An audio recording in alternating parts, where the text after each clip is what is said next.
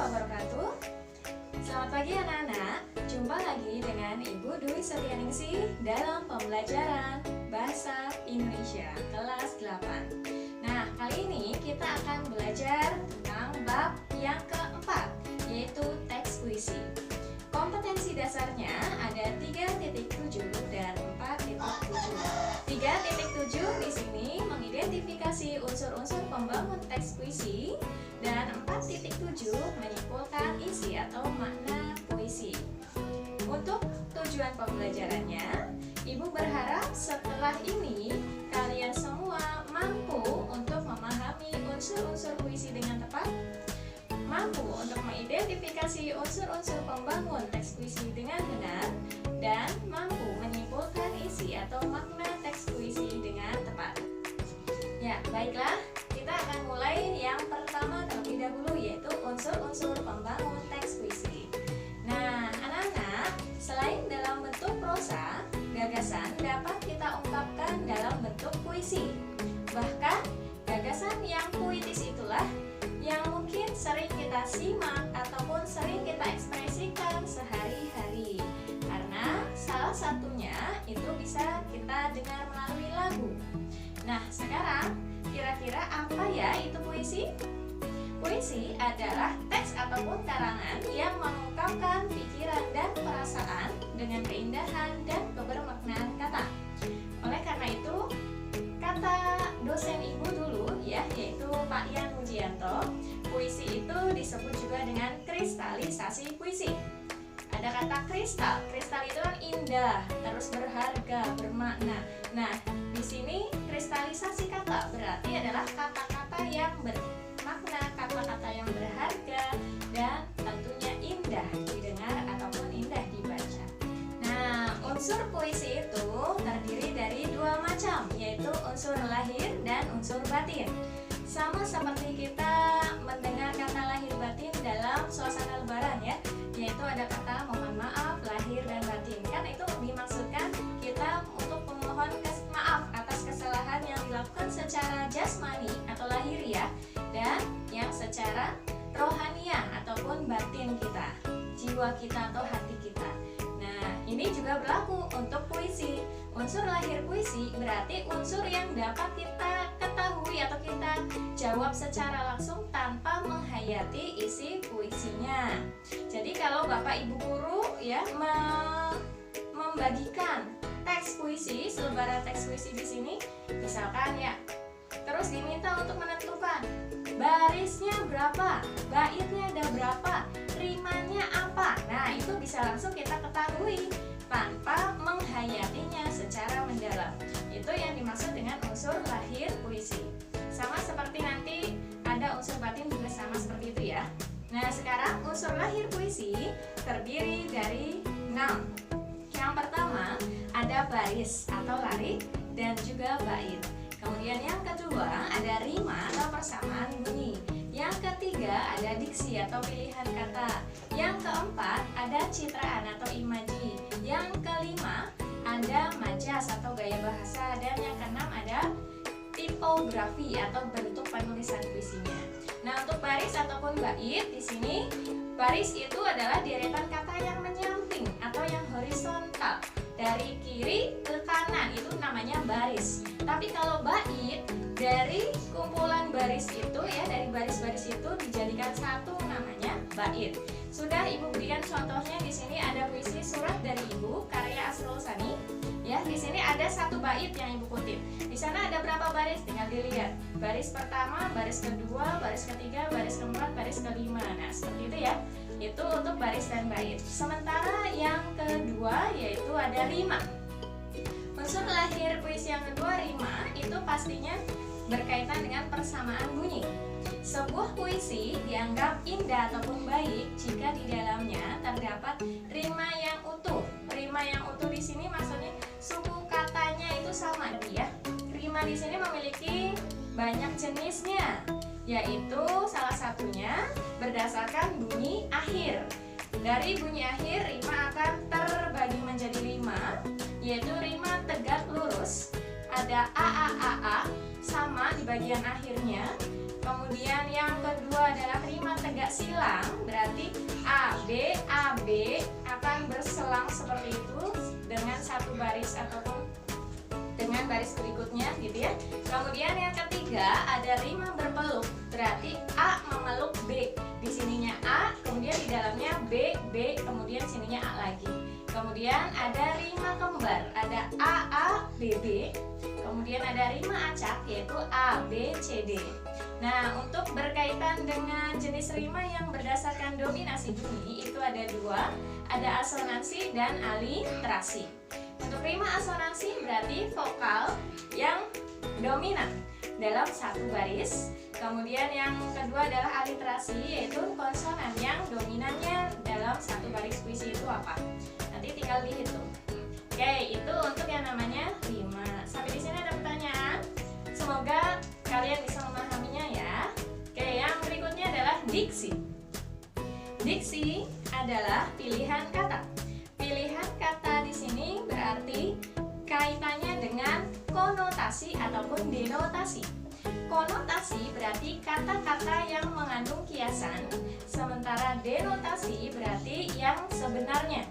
Contohnya di sini ada matahari bersinar dengan terik. Nah, itu kira-kira yang sebenarnya atau yang kiasan? Yang memiliki ungkapan atau yang sebenarnya? Pasti matahari bersinar terik itu kan sesuai kenyataan.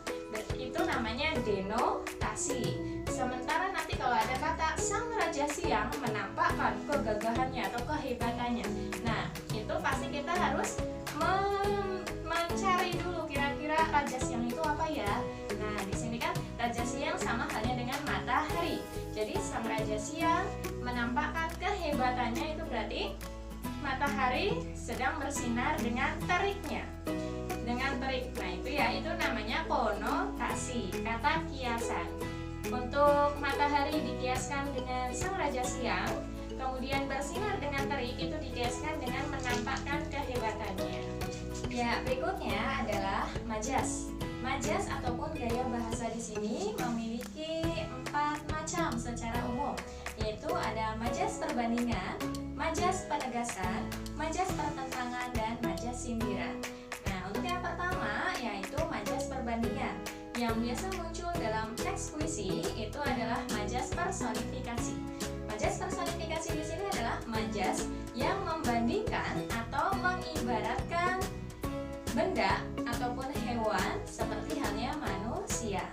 Nah, di sini contohnya ada ribuan tetesan air menyerbu bumi. Ibu bertanya ke kalian ya, apakah air itu punya kaki? Tentu tidak, bukan? Nah, di sini air diibaratkan seperti halnya manusia.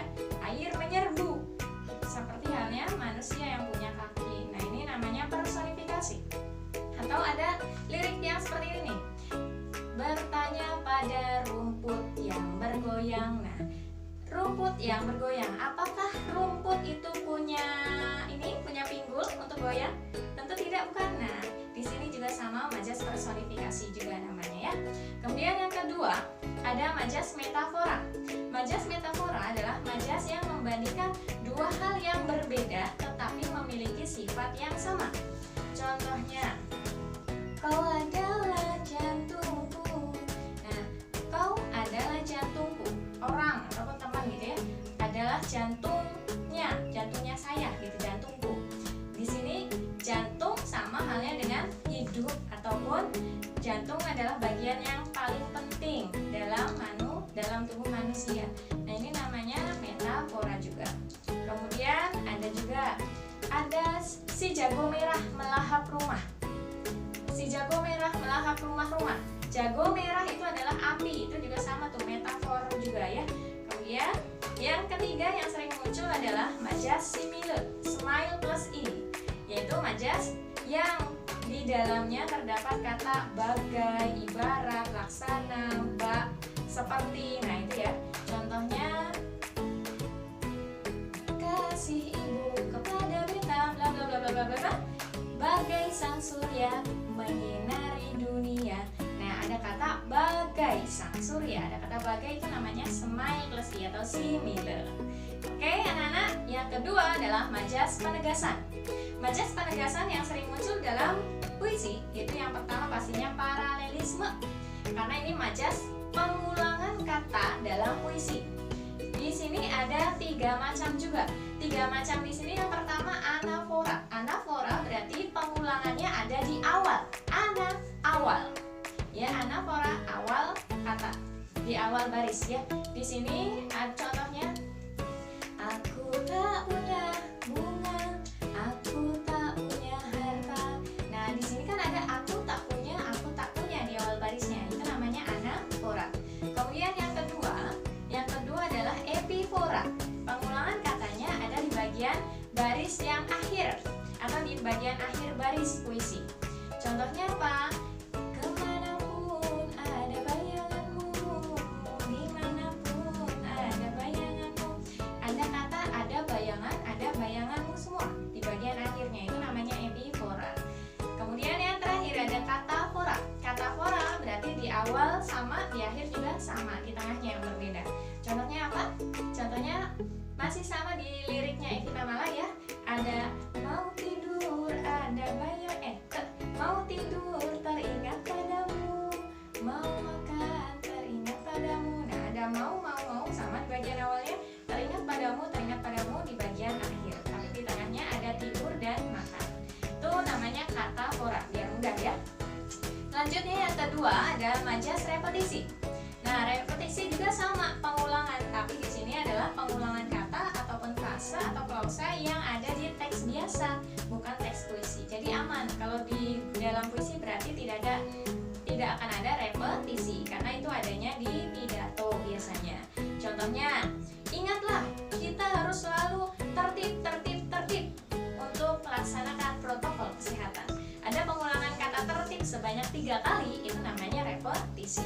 Kemudian berikutnya ada pleonasme. Majas pleonasme adalah majas yang menggunakan pemborosan kata.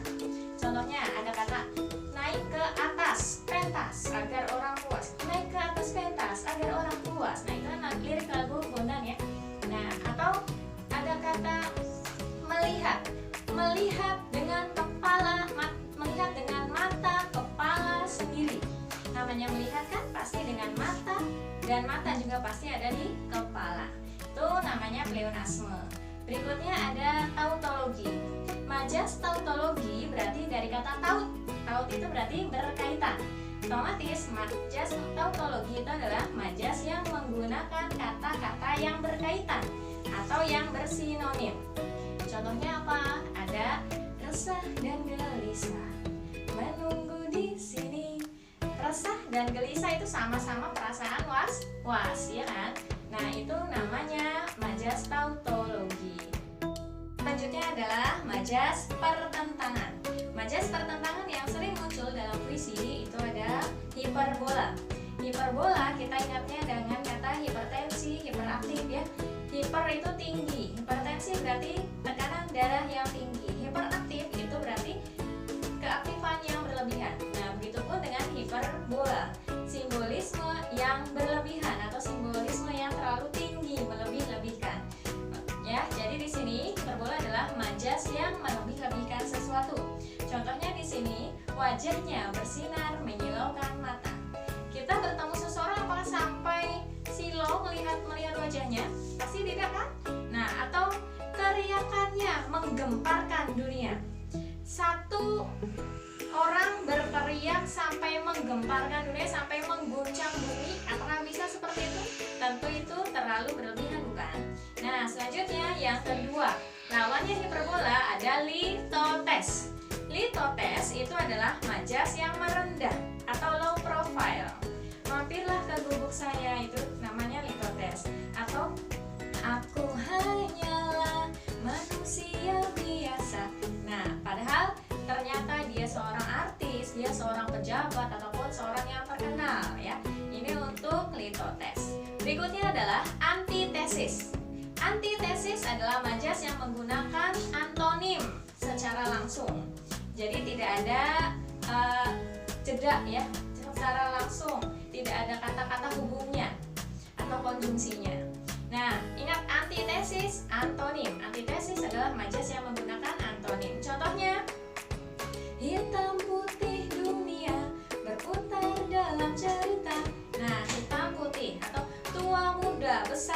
kecil, semuanya berkumpul menjadi satu. Nah, itu kan tanpa adanya konjungsi atau kata hubungnya, secara langsung berlawanan makna. Berikutnya adalah majas paradoks. Majas paradoks adalah majas yang mengandung pertentangan antara yang dirasakan dengan kenyataan yang ada di sekitar kita atau fakta yang adanya. Di dalam keramaian aku masih merasa sepi, gitu ya. Di dalam keramaian, suasananya ramai, hingar-bingar pasar, gitu ya. Aku masih merasa sepi. Nah, tapi kitanya masih kesepian. Keramaian, kesepian itu adalah pertentangan. Jadi itu adalah paradoks, pertentangan yang kita rasakan dalam hati dengan yang ada di sekitar kita, faktanya, gitu ya. Oke, itu majas pertentangan. Sekarang yang keempat, yaitu majas sindiran, ya. Majas sindiran ada ironi, ada sinisme, ada sarkasme.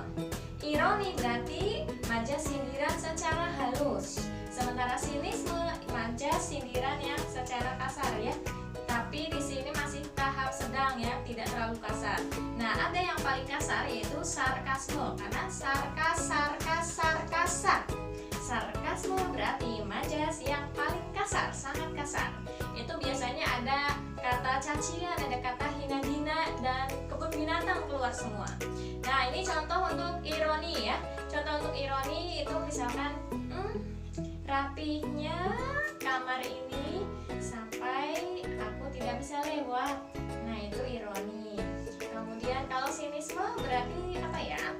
Tulisannya kayak cacing, ya.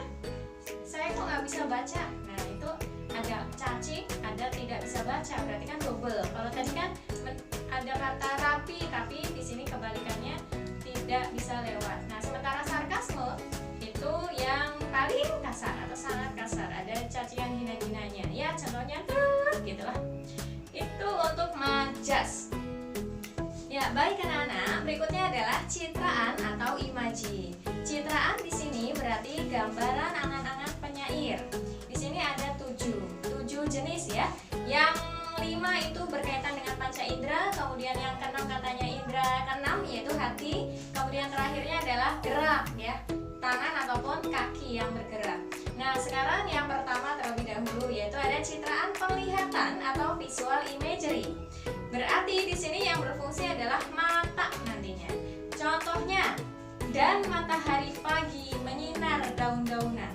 Kita bisa tahu matahari menyinar daun-daunan itu pasti dengan mata.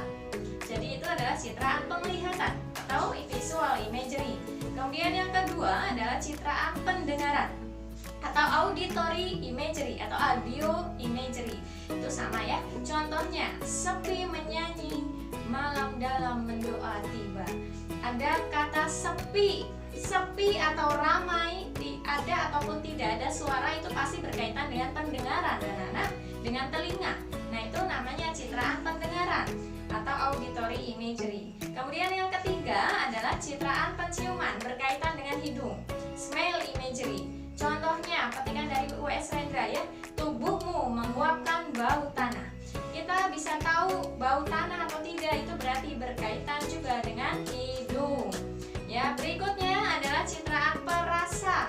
Perasa di sini berkaitan dengan pengecap lidah, ya. Di sini taste imagery. Contohnya adalah melebur pahitnya kopi dengan sejumput gula merah darimu. Melebur pahitnya kopi, ada pahit atau manis, rasa itu pasti berkaitan dengan lidah. Oke, kemudian yang kelima ada citraan peraba. Citraan peraba atau tactile imagery. Ini pasti berkaitan dengan kulit, ya. Baik itu kulit tangan ataupun kulit kaki, tapi biasanya kulit tangan, ya. Nah, contohnya adalah tangannya lembut bagaikan sutra. Lembut ataupun kasar itu pasti berkaitan dengan kulit. Berikutnya adalah citraan perasaan, feeling imagery, berkaitan dengan hati, ya. Rasa cinta, rasa rindu itu biasanya masuk pada citraan perasaan, ya. Contohnya di sini ada dirahasiakannya rintik rindunya kepada pohon berbunga itu. Petikan dari Pak Pari Djoko Darmono dalam puisi Hujan Bulan Juni. Dirahasiakan rintik rindunya, berarti ada perasaan di sana yang mendalam ya. Kemudian berikutnya adalah yang terakhir, citraan gerak atau kinesthetic imagery, berkaitan dengan gerak, kaitan gerak, langkah ataupun apapun yang bergerak lah itu untuk citraan gerak ya, atau kinesthetic imagery. Contohnya, dan elang laut pun pulang kembali ke sarangnya. Nah, ke laut ya, dan elang laut pulang. Di sini pulang pasti elangnya akan mengepakkan sayap. Mengepakkan sayap itu pasti adalah bisa namanya gerak gitu ya, bergerak. Oke, itu anak-anak unsur lahir puisi ya. Unsur lahir puisi yang terakhir adalah tipografi. Tapi tipografi di sini berkaitan dengan bentuk penulisan puisi. Ada yang zigzag. Itu biasanya ada pada puisi kontemporer ya. Berikutnya adalah unsur batin puisi. Seperti yang dibicarakan Ibu di awal tadi ya, ada unsur lahir, ada unsur batin. Nah, sekarang unsur batin. Unsur batin berarti berkaitan dengan hati, dengan jiwa yang ada di dalam. Tentunya kita tidak akan bisa menebaknya jika kita tidak membaca. Kita harus tahu, kita tahu itu harus membaca dan menghayatinya terlebih dahulu. Unsurnya ada 4 ya. Di sini bisa Ibu singkat atau bisa Ibu ingatkan dengan tran. Tran itu tema. Tema berarti ide atau gagasan utama yang menjadi dasar pembuatan atau penciptaan puisi tersebut. Kemudian R itu rasa. Rasa berkaitan dengan suasana atau perasaan penyairnya. Ya, bisa senang, bahagia gitu ya. Kemudian bisa sedih, bisa haru, bisa gelisah, bisa khusyuk. Nah, yang berkaitan dengan ketuhanan biasanya itu suasananya khusyuk dan sedang berdoa kan. Kemudian yang ketiga, A itu adalah amanat. Amanat berarti pesan yang akan disampaikan melalui puisi tersebut apa. Kemudian N itu nada. Nada di sini adalah sikap penyair terhadap pembaca. Nanti saat terakhir itu di sana kita sebagai pembaca itu kita akan tahu, oh ini si penyairnya mengkritik atau memuji atau menyindir. Nah, itu namanya nada puisi. Ya, itu untuk unsur-unsur pembangun teks puisi. Bagaimana anak-anak? Semoga kalian bisa memahaminya ya. Nah, sekarang yang kedua. Bahasan yang kedua yang berkaitan dengan menyimpulkan isi teks puisi. Menyimpulkan isi teks puisi bisa kita lakukan dengan cara yang pertama, yaitu kita pasti harus membaca isi puisinya ya dengan saksama. Setelah itu kita bisa membuat parafrase. Kita menghubungkan antar kata dalam puisi tersebut dengan kata-kata tambahan, parafrase yang terikat maupun parafrase yang bebas. Maksudnya parafrase di sini adalah menjadikan baris-baris puisi atau kata-kata dalam puisi itu sebagai kalimat. Itu namanya parafrase. Kemudian setelah kita buat parafrase, nah kita baru tuh meringkas isi ataupun menyimpulkan isi parafrasenya. Itu untuk menyimpulkan isi teks puisi. Oke anak-anak, untuk kali ini kita akan akhiri sampai di sini saja. Mudah-mudahan kalian semua dapat memahaminya dan materi Ibu bisa bermanfaat untuk membantu menyelesaikan tugas-tugas kalian di rumah ya. Seperti biasa, Guru Irian, Guru Cendrawasih, cukup sekian dan terima kasih. Assalamualaikum warahmatullahi wabarakatuh.